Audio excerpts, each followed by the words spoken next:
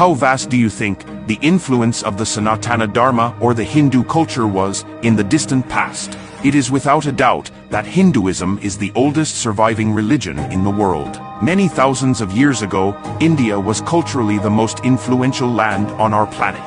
For instance, take the case of the Aboriginal tribes of Australia. Recent studies and researches have found new and shocking links between the Tamil Hindus and the Australian tribes. The Aboriginal Australian language has so many words in common with the Tamil language. And you will be shocked to know that these tribes perform a mysterious ritual known as the Shiva dance. These ancient people of Australia wear white paints all over their bodies while dancing, much like the Shaivites in India. Surprisingly, in Australia, they believe that Mount Uluru is the dwelling place of their god, while in India, Hindus see Mount Kailash as the divine dwelling of Lord Shiva. Do you know which is the oldest city in the world? This city is not only the most ancient surviving city, but also predates the Romans, Greeks, Mesopotamians, and the Mayans. You must have guessed where it would be.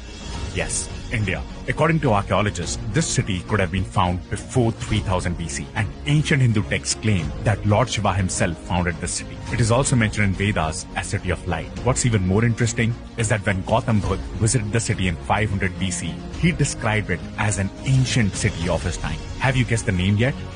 Yes, it's Varanasi or Banaras or Kashi, the oldest surviving city in the world. Do you know that the oldest and the most scientific martial arts in the world was developed in an Indian state called Kerala? Yes, the name of this martial art is Kalaripayattu. It is one of the most lethal and effective martial arts in the world. And the science of yoga was incorporated in this fighting technique so that the complete physical, mental, and spiritual development of the warrior is achieved.